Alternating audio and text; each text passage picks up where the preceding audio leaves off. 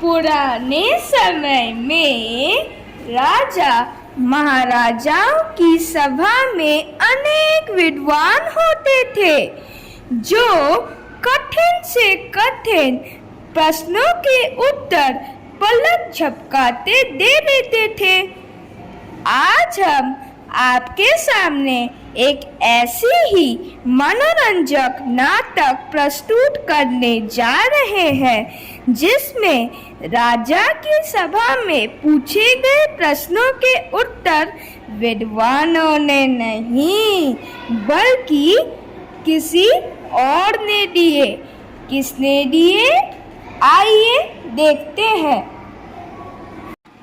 पहला दृश्य। राजसभा में सभी सभासद और राजा अपने अपने आसन पर विराजमान हैं। द्वारपाल प्रवेश करता है।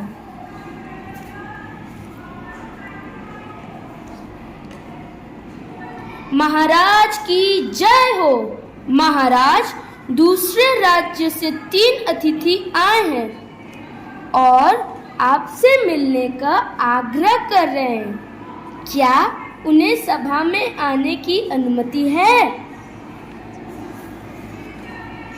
हाँ, उन्हें सभा में आने की अनुमति है। उन्हें आदर के साथ सभा में लाया जाए। द्वारपाल तीनों अतिथियों के साथ सभा में प्रवेश करता है। महाराज की जय हो।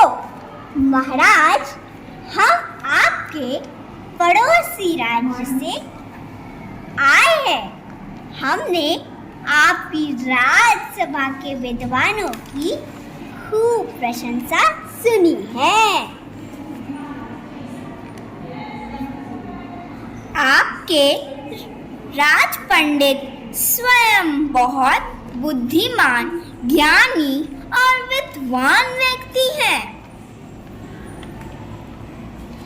अगर आपके राज्यसभा के विद्वान अगर ज्ञानी हैं तो हमारे प्रश्नों के उत्तर दें और यह साबित करें कि आपके राज्यसभा के विद्वान सच में ज्ञानी हैं।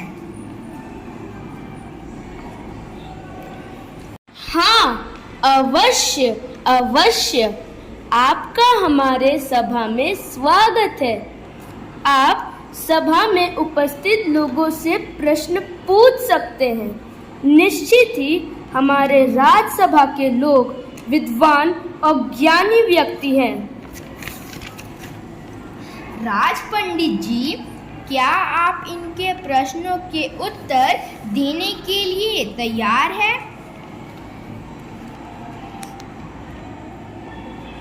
जी महाराज, हम किसी भी प्रश्नों के उत्तर देने के लिए तैयार हैं। हम आपके चुनौती के लिए तैयार हैं। आप लोग अपने प्रश्न पूछिए। राज पंडित जी, आप और हम सभी जानते हैं कि प्रत्येक वस्तु, चाहे वो किसी आकार की हो, उसका एक केंद्र या मध्य अवश्य होता है। तो अब आप बताइए कि हमारी पृथ्वी का केंद्र या मध्य कहाँ है? सोचिए सोचिए, बताइए बताइए। राज पंडित असमंजस में पड़ जाते हैं और एक दूसरे के तरफ देखने लगते हैं। अब मेरे प्रश्न की बारी है। मेरा प्रश्न है कि आसमान में कितने तारे हैं?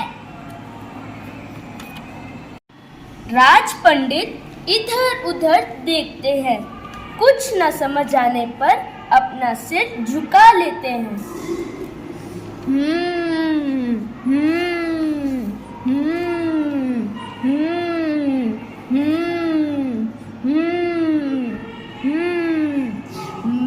मेरा प्रश्न बहुत ही सरल है।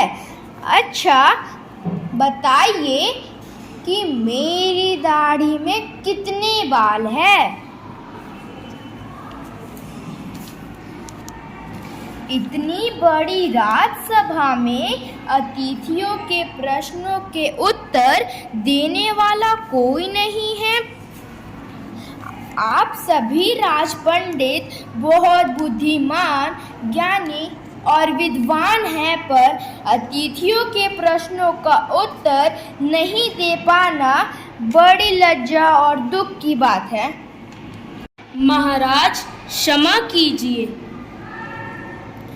महाराज, हम अतिथियों द्वारा पूछे गए प्रश्नों के उत्तर अवश्य देंगे। कृपया आप हमें कुछ समय दीजिए। कल इसी सभा में इनके प्रश्नों का उत्तर अवश्य दिया जाएगा। समय? ठीक है, आपको एक दिन का समय दिया जाता है। कल आप इनके प्रश्नों का उत्तर दीजिएगा। आज पंडितों को एक दिन का समय देते हैं और यहाँ पर सभा समाप्त हो जाती है। आइए देखते हैं कि क्या कल राज पंडित लोग अतिथियों के प्रश्नों के उत्तर दे पाते हैं। राज पंडित जी, मुझे उम्मीद है कि मेरे द्वारा दिए गए समय का सदुपयोग किया गया होगा और आज मेरी सभा का मान रखते हुए अतिथियों द्वारा पूछे प्रश्नों के उत्तर देंगे। महाराज की जय हो। जी महाराज, अवश्य हम अतिथियों द्वारा पूछे गए प्रश्नों के उत्तर देंगे। इसके लिए मैं अपने छोटे बेटे को सभा में आने की अनुमति चाहता हूँ। आज्ञा है, उन्हें आदर के साथ सभा में आने की अनुमति है। महाराज, मुझे आने की अनुमति देने के लिए आपका धन्यवाद।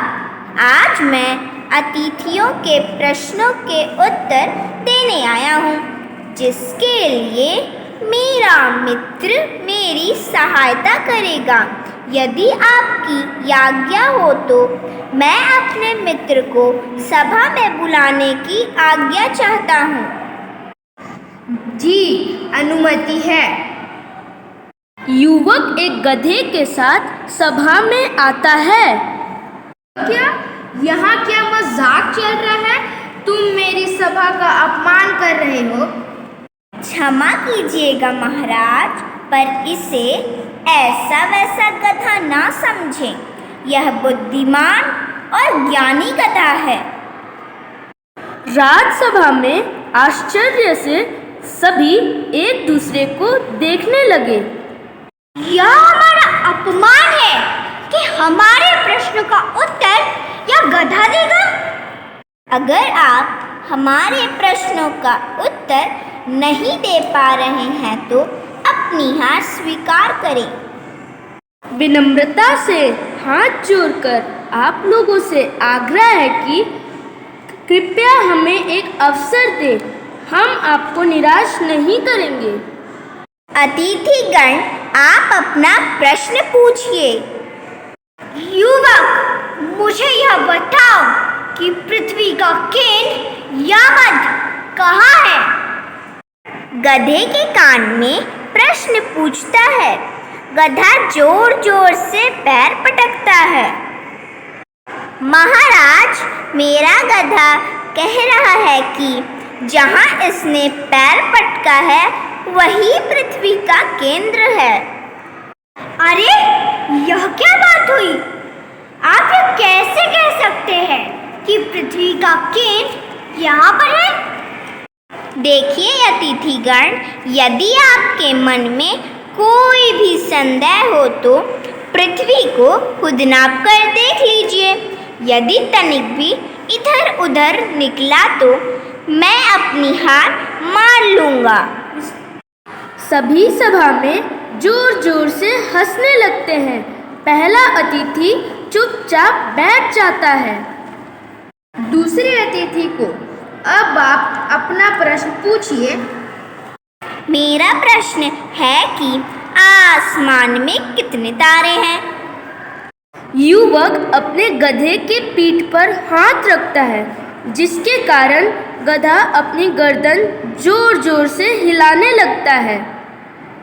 महाराज, मेरा गधा कह रहा है कि इसकी गर्दन पर जितने बाल हैं उतने ही बाल इन आसमान में हैं। आप यह कैसे कह सकते हैं? आपका दिमाग तो सही है, भला बालों को कैसे गिना जा सकता है? तो आप ही कहिए, आसमान में तारे कैसे गिने जा सकते हैं?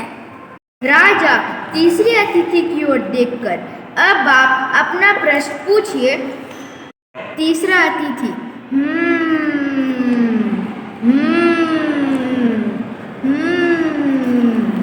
आप यह बताइए कि मेरी दाढ़ी में कितने बाल हैं? युवक अपने गधे का कान पकड़ता है। महाराज, मेरा गधा कह रहा है कि उसकी दुम में जितने बाल हैं उतने ही बाल इनकी दाढ़ी में हैं। यदि इन्हें यकीन नहीं है तो एक एक बाल दाढ़ी का उखाड़ा जाए और एक एक बाल गधे की दुम का उखाड़ा जाए, फिर गिनती की जाए। बताइए कैसा रहेगा? यह सुनकर तीसरा अतिथि हाथों से अपनी दाढ़ी छिपाने लगता है। राजा और सभी सभासद पेट पकड़कर हंसते हैं। तीसरा अतिथि घबराकर, महाराज, हमें हमारे प्रश्नों के उत्तर मिल गए हैं, हमें क्षमा कीजिए, हमें आज्ञा दीजिए, हम चलते हैं। तीनों अतिथि शर्मिंदा होकर सभा से चले जाते हैं। भाई वाह युवक, क्या लाजवाब उत्तर दिए हैं तुमने उनका केवल मुंह ही बंद नहीं किया, बल्कि हमारे राज के सम्मान की रक्षा भी की। यह लो अपना पुरस्कार। राजा अपने गले से मोतियों का हार उतारकर युवक को दे देते हैं। महाराज, उत्तर तो मेरे गधे ने दिए थे, मैंने नहीं। यह चाहता है कि इनाम के बोझ से यह भी लद जाए। तुम बहुत चतुर हो युवक। मंत्री जी, गधे को सोने के सिक्के की बोरी से लाद दिया जाए। मंत्री सोने के सिक्कों की बोरी से गधे को लाद देता है। सभी के चेहरे पर मुस्कुराहट रहती है।